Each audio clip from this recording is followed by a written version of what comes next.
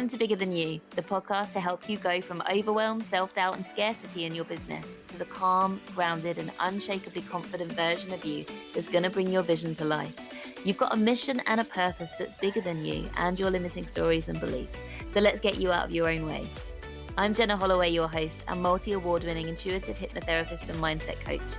Expect to hear game-changing perspective shifts on how to align your subconscious mind with your boldest goals, and we'll unlock the power of energetics, infusing it into every aspect of your life and business for maximum impact. Are you ready? Then let's dive in. Hello everybody, thank you so much for joining me again, and I am really excited today. We have Australia's #1 anxiety therapist joining us on the show. Welcome, Georgie Collinson. I'm so excited to be here, Jenna. So let me just introduce Georgie a little bit more and what she's about. So she specialises in helping people with high functioning anxiety. She's known for her entirely holistic mind, body, soul approach, which draws upon her experience and skills as an anxiety mindset coach, clinical hypnotherapist, and bachelor degree qualified naturopath and nutritionist. She's helped hundreds of clients worldwide through her online programs and her book, The Anxiety Reset Method, to master their anxious mind, and is host of the chart-topping Anxiety Reset podcast. She's deeply committed to helping high-achieving type A perfectionists to stop struggling with anxiety and crippling self-doubt using the Anxiety Reset Method so that they can create the resilience that they need to thrive with confidence and awaken their inner mind. I'm excited to dive into this, Georgie. Can I ask, first of all, though, how did you come to be doing this work? Where did it all come from? Well, as the typical story goes, it's my own suffering in my life and wanting to figure out a path through that to fast track other people through that pain. That was really where it all started. So for me, I was always that sort of high achiever perfectionist type through high school. And at the time, it wasn't so much of an issue. There was definitely some anxiety there, but I didn't see it as much of a problem until I was 19 years old, and out of the blue, it seemed to me, though looking back now, not so out of the blue, my parents divorced, and especially really my dad announced that he was leaving, and that was devastating to me. And having not really had a major blow up to my stability and foundations in my earlier life until 19 years old, it just set me up for a complete shock when this happened in my life. My foundations just crumbled, and I didn't have the resilience to cope with that. My two primary caregivers were both unable to support me emotionally through it, and neither were my brother and sister. So my mum and my dad were going through their own stuff. They couldn't be there for me, and it just sent me into a turmoil. I would wake up every single day worrying about life, worrying about all sorts of things. It wasn't even specifically that. I definitely had a story of this has all gone wrong and it shouldn't be this way. But equally, I started to look at, okay, everything's out of control. And I wasn't doing this consciously, but I was seeking control somewhere. And the way that my mind was trying to find control in my life was through being even more perfect. And that went through a few different avenues, but one primary example would be like restricting food and then binging on food and really controlling food. I told everyone it was just a lifestyle and it was just to be healthy, but really deep down, I wanted the perfect body, because if I have the perfect body, I will get the love. And if I have the love, I'll be safe. Yeah. And that's what drew me into studying nutrition and naturopathy, natural medicine, which, kind of ended up to be a good thing. But it certainly started out motivated from fear and that drive for perfectionism and control. So I needed a way out of it, Jenna, and I was determined. I remember thinking to myself, there has to be an easier way. There has to be some way to find that deep peace and calm and not have to live your life with that low grade hum, that tension, that sense that something's always chasing you, that you've never done enough, that to-do list is just never ending, that you can't really relax and allow yourself to rest. That was all such a challenge for me. And eventually I started to combine things like working with our gut health, our hormones, our nutrition, all these foundations of our physical body to calm my nervous system. Every time I learned stuff about that through my degree, it was always the stress and anxiety stuff for me that my ears would prick up. And I experimented with a lot of that stuff, but combining it with the subconscious mind work too was the absolute game changer. And that's where things really started to shift. That's amazing. That's such a good story. And I'd love to know, because, I'd love to know, what do you think, like, the biggest misconceptions are around people who are high achievers? What do they need to know? What do they need to hear from you? Okay. They need to know that you can still achieve all the stuff without the anxiety and the sense of chasing your tail and hustling your way there, the suffering your way there. We have this real deep belief that we can't be successful and be safe, really, like have enough money, have enough success, unless we sacrifice and we burn ourselves out and we work to the bone. And that message is everywhere in society. And there's so many high performance coaches and podcasts like Diary of a CEO and all of those that are just like pushing this idea of the harder you work, the more you'll get out.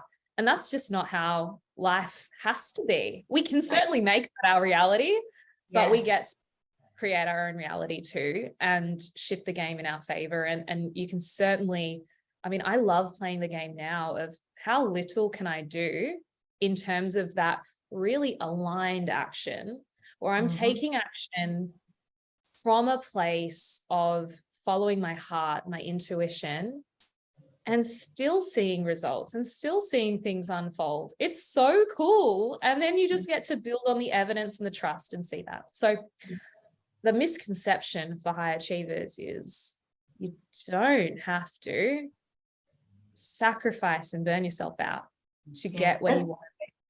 It's just absolutely music to my ears, because it's everything. Like, it's my journey as well, but and I'm on the other side now. And if I'd have heard this episode 2 years ago, I wouldn't have resonated with it. Even though I would have needed this work, I wouldn't have resonated with the word anxiety. But absolutely, I was doing everything with push energy, because the healing that was needed subconsciously for me, which I didn't even know about, was I'm not good enough unless I'm achieving. I'm not worthy unless I get that external validation of X, Y, and Z. And it was such an invisible trauma. I had no idea about it. And my story, which, like, regulars will know this already, but I invested with the person who trained me in a lot of my modalities. I invested in that work to literally go through it as a client in order to be able to improve my clients' results. Because the idea was that if I had been a client through that process, I know exactly how it feels and therefore could make my results even better. I didn't think that I needed the work at all. I thought, I'm in a great place and I'm doing really well, super successful, blah, blah, blah. But like, it literally hit me like a ton of bricks. All of this deep inner work that I was doing that was uncovering this healing that was needed that I had no idea about. I had no idea that my subconscious was playing this story of you're not worthy unless you achieve. And I look back in my life and it's just a whole repeated pattern of super high achieving. And I had no idea that was a thing.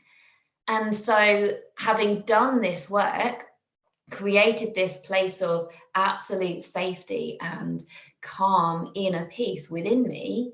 Like, I'm on the other side now, and you're so right. You get to be successful. You get to have everything that you want from a place of ease and flow, because I feel good enough all the time. I do not need to hustle, and I'm very self-aware, and I'm very aware of all of the narratives that are going on out there that most people unconsciously subscribe to. Unfortunately, most of us also have this programming, unless we do the work to reprogram it.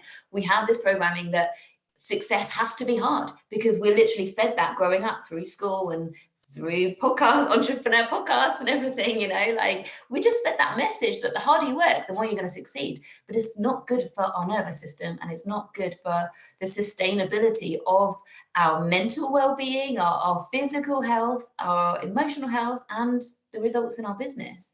So, and there, yeah. Jenna, comes the self-sabotage piece. When we start a meditation practice or going to the yoga classes, or we're trying to be more present and mindful, we start to think, hang on, I can't do nothing. I can't be still, because then everything's going to fall apart. We actually have this belief that the anxiety is the reason we're successful, and that can keep us stuck in the cycle for so long, whether we're aware of anxiety or not. I'm so glad you brought that up, because actually I have a lot of people tell me, I'm not anxious, but I relate to everything you post and talk about. So, yeah. Can you actually unpick that? Because I think that will resonate with a lot of people who do not think they're anxious at all. What's your take? What do you mean by anxiety, that sort of bigger picture? I want to caveat this by saying, like, I'm not trying to convince anyone that they've got a problem, you know, or that there's something wrong with you. But when we do look honestly at ourselves, we have such a powerful opportunity to gather more power, more influence, and ultimately just really be more present and alive in our life. So high functioning anxiety really is mostly about, on the inside, it's a very different story to what's going out, what you look like on the outside. So on the outside, you might look like you've got it all together.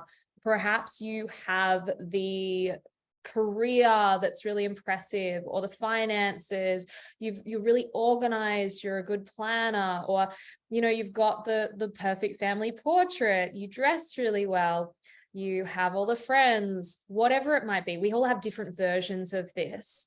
And one of my things was I certainly gave the impression that I was always eating really well, even though at the time I was struggling with that, and would sometimes binge eat and emotionally eat and have this whole roller coaster going on.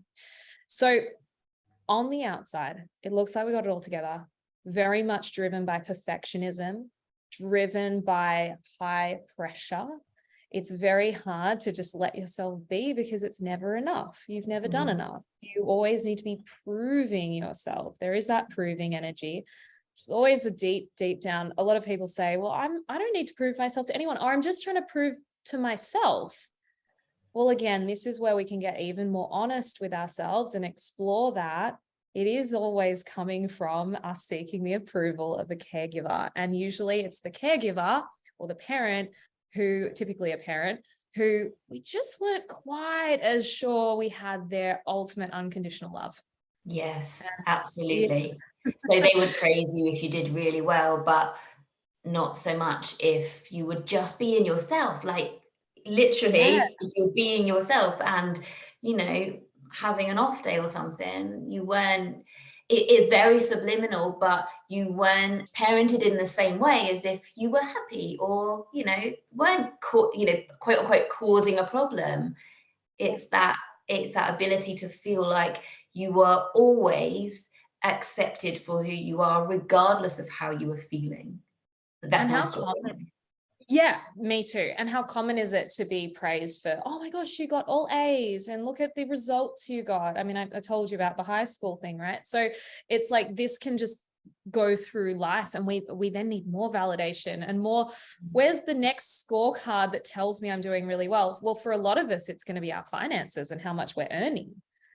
And that can be another way that this shows up. And again, we know that money can easily just be that thing that's never enough. We've never got there.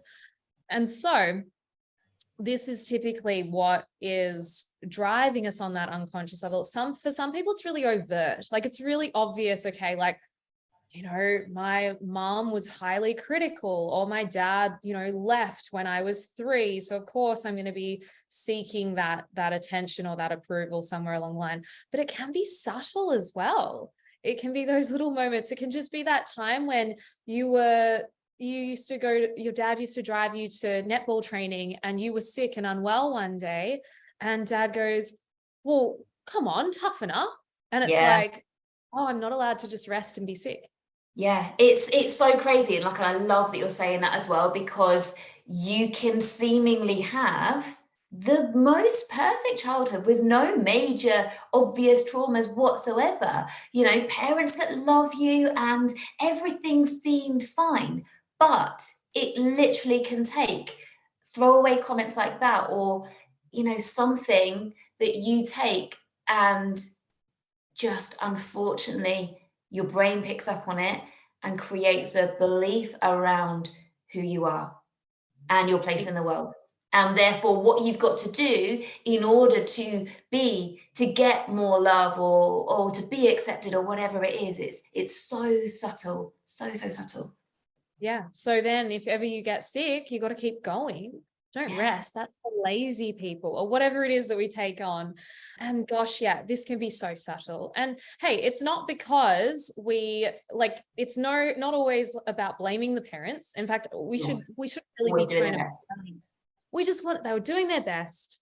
We can understand why they were the way they were, and what resources and support they had available to them and their parents, and the generations go on. But we also have to look at it and understand what we've come from, to see that you've been highly influenced by these two people. So look at your parents and examine your childhood, because it does hold all the answers. If someone comes to me, Jenna, and they're exhibiting those symptoms of anxiety, they've got this crippling anxiety, this negative self-talk that's relentless. They look in the mirror and they just pick themselves apart. And they tell me, but I had a good childhood. I know that there's something there. And they're always to Yeah. explore. Yeah. So good. Georgie, what would you say for somebody listening, if the kind of penny is dropping and they're like, okay, I really do have some work to do on myself here. Where do you start? Such a good question. There is no one defined starting point. I'll just say that to begin. And also, I've given up long ago kind of giving the quick tips for like how to calm anxiety, because it's just surface level. It ultimately, it's like sweeping a problem under the rug, because that problem's going to keep coming up until we get to the root of the issue. And that really, as I said, stems from the subconscious. Sometimes it is something like a gut imbalance as well. We can have things happening in our digestive health or our hormones that are influencing things as well and making it a lot harder. But still, that is a root issue that needs to be addressed. We can't just keep taking more Valium or doing the thing that's just going to make you feel calm in that moment. Maybe you've seen a sort of like nervous system calming hack. I've seen all sorts of things like tongue on the roof of your mouth and tapping your head and all sorts of things. They're nice to have, but they're not going to ultimately get you shifting this in a more permanent way. Like a drop in the ocean, isn't it?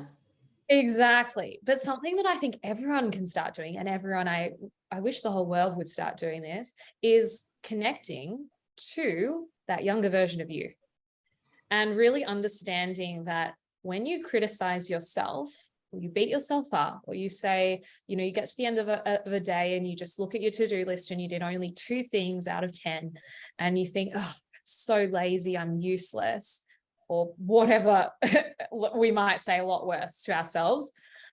You are saying that to that 5-year-old little kid. You know, you are really, when you look in the mirror and you say, I'm an ugly whatever, you are saying that to this little kid who doesn't deserve it, who is perfectly innocent, perfectly enough, just the way she is. Yeah. And you might like to find a photograph of what you looked like when you were that age, because as we were just discussing, a lot of this stuff comes back to childhood and beliefs and ideas that you picked up about yourself that aren't the truth of who you are. And when we start to connect to that part of us, we start to see that on a day where you do feel anxious or you do feel really sad, it's actually this little girl within that's feeling really scared. And the worst possible thing we can say to a scared little girl is, come on, just calm down, get on with it. Oh gosh, you're so weak. You're so sensitive. Just, why are you like this? There's something terribly wrong with you. No, we've got to start to shift that inner dialogue and say to that scared little girl, hey, I can see that you're scared. That makes so much sense that you're feeling afraid right now. And I want you to know I see you, I'm here with you, and I love you unconditionally. And you never have to earn my love. You'll always have my love. Basically, what we're talking about before about never needing to prove yourself, reminding this part of you that you are enough. And we can start to really strengthen this relationship. This is reparenting. And to put this into like a more practical framework of a practice that this could look like. So you've got your picture of what you look like. Maybe that's on your phone. Maybe it's printed out in front of you. You can sit down, maybe around, if you have a meditation practice or some kind of thing you do once a day, you sit down, you close your eyes, you place your hand over your heart, and you start this dialogue. You speak to the little child in you when you're feeling some kind of disturbance within. And this is so calming. This is self-soothing. This is how we regulate our nervous system. It's one of many different techniques and one way to do it, but this is lifelong work. I talk to my little girl still, and I have to remind her of certain things, and emotions are going to continue to come up. And it's so important to keep that conversation going, and we only get better at it. And then you start to feel like you're walking through life with this protective shield around you, this bubble of unconditional love. And it is the best. Yeah. Because how you feel about yourself reflects on the outside. The way you treat yourself will be reflected on the way you're treated by others. So because life is a mirror, so the things that we're experiencing, our subconscious is always looking for evidence of what we believe to be true. So if we believe we're only worthy of being treated like crap by other people, we'll look within and notice that it's very likely that you have a very negative inner dialogue. And so when you start to change that, because your brain is always listening to the things that you're thinking and the things that you're saying. So if you've got an inner critic, it's not helpful to anything or anyone. It's so damaging for you because your brain is always listening. And so in order, like you say, it's not going to be a quick fix. It takes a lot of consistent effort and repetition and just ongoing to improve that relationship that you have with yourself, so that you and literally it does take time, but you can get to a place where you never make yourself feel wrong about anything. And you always feel good enough, even if you've got a massive to-do list, you didn't get anything done, but you were present. And you just it helps if you're quite spiritual like me and you can believe that you're always fully supported. So the things that you don't get done are, well, it's divinely timed because they weren't meant to happen today. Like, I'm literally describing myself here. And I've come from a place of never feeling like what I did was enough. I've come from that. And here I am here. And it's only been 2 years. I've done a lot of work on myself, but it's possible to get to a place where you never make yourself feel wrong for something. And it's amazing because it's just such a liberating feeling to be in that place. And so if you're listening to me now and you're thinking, oh, it's just feels impossible, just know that it's not. And it will take time, repetition, consistency, and effort, but you can get there. Don't just listen to this podcast on a walk. Like, when you get back home, listen to it again, grab a pen and paper and write down all of Georgie's tips and implement them, because they will affect change. I actually have a exercise that I get clients to do in my program, and it's also in my book, where I ask them to write a letter to themselves that is all full of praise. It's answering the question, why are you a wonderful human being? And we have to, and so it's that process of writing 2 pages, and people find this so challenging. They cringe, they don't want to do it, they put it off. And I want to just speak to that for a second, because I think it's really important to remind people that that's a completely normal response when this is so unfamiliar. Yeah. But it is such a signal that that's exactly where you need to go. If you, the more cringy you find it, and I mean, an even quicker way of doing this is just looking at yourself in the mirror, right in the eye, How readily can you say, I love you? And how much can you let that in and feel it without kind of going, ugh, and shying away? The more you find that visceral, oh, I can't do this, the repulsion to it, you've got to keep walking forward towards that, because this is the gold, that's the juice, and it's going to set you free. You get to create a whole new familiar, which is having your own best friend in your head, not this inner critic.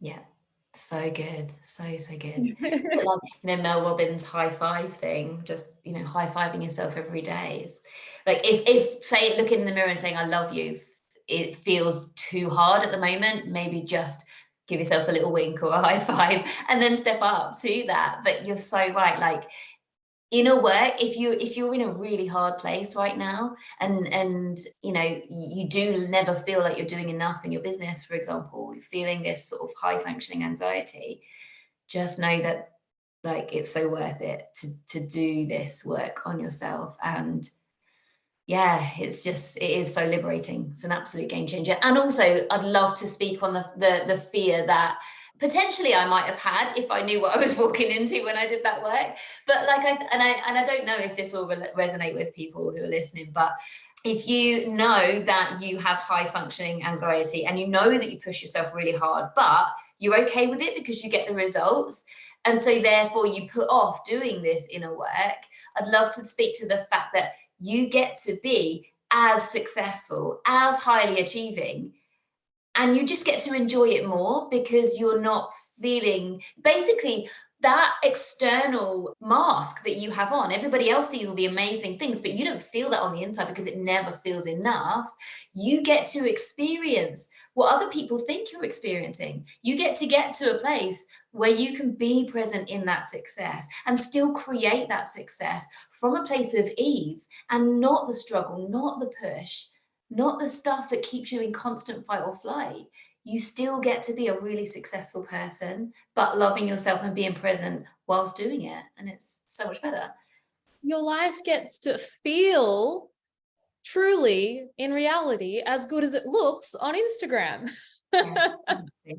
Which is so much better, because often we are especially if we're in that hustle and pushing through, we're disconnected. There's a level of disconnect that we have to be in order to push ourselves to such limits.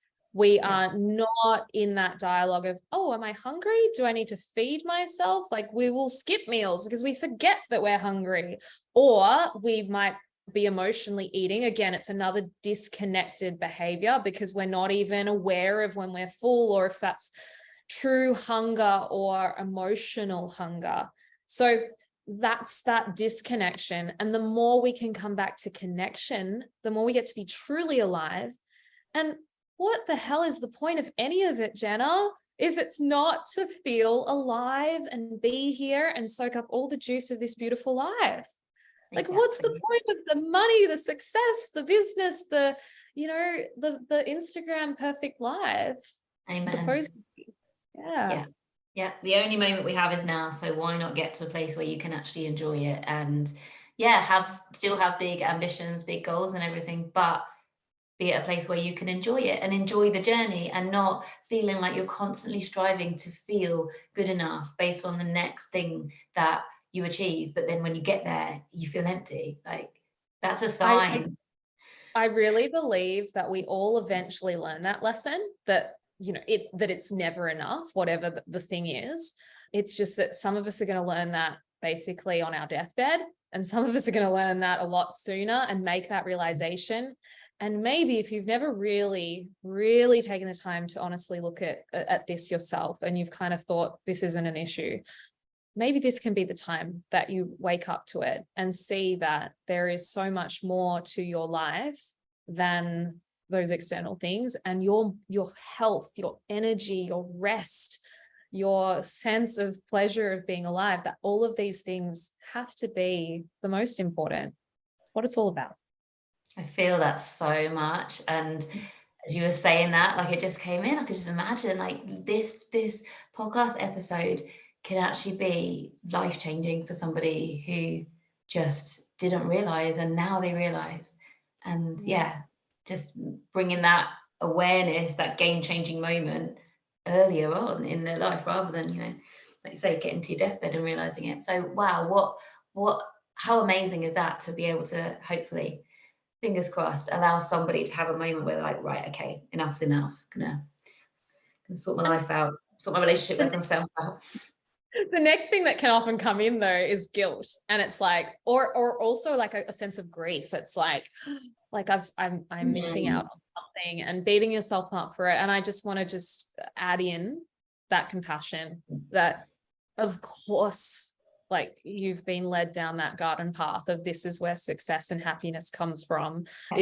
Messages are culturally all around us. They were imprinted and programmed into us from our parents and all sorts of things, coming from fear, right? So ultimately we're just wanting to evolve out of that motivator of fear into being motivated and vibrating from love. Yeah. That love is, and that's the truth. Like, that is really being in alignment in your life. Yeah, I love that. And it's like one by one we're waking up and becoming more conscious, and realizing that there's a lot of stuff that happens that we don't question, and then you can actually question it. You'd be like, right, well, I don't have to live that way. I don't have to do it that way. Just because I've done it my whole life that way, that's okay. I didn't know any better, but now I can see things differently, and I get to choose a different way.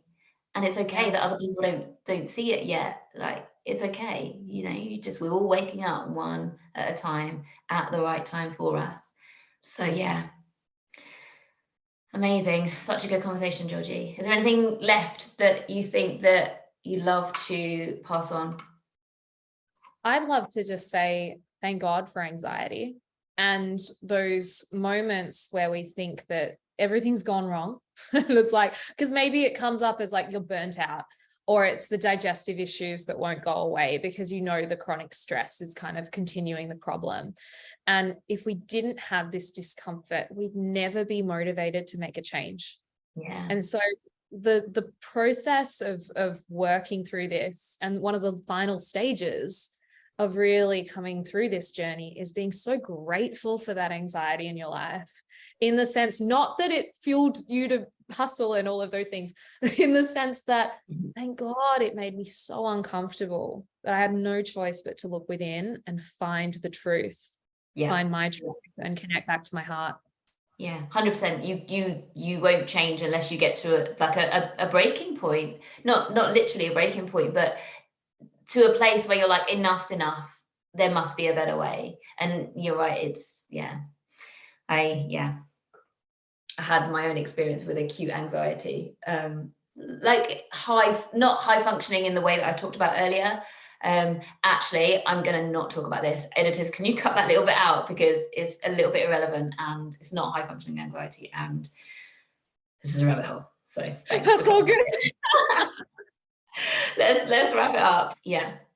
Amazing. Georgie, where can people find you? Where would you like to send them if they want to find out more? Yeah, please come join me over on Instagram. I hang out there a lot at Georgie the Naturopath. I also have a podcast, the Anxiety Reset Podcast, the book, The Anxiety Reset Method. And that's pretty much all you need to know for now. You'll find everything I have to offer in those places. Amazing. Thank you so much for sharing everything, Georgie. And yeah, we'll see you next week. Thank you for listening to the Bigger Than You podcast with your host, Jenna Holloway. If this episode has been valuable to you, please share it with a friend or leave a review.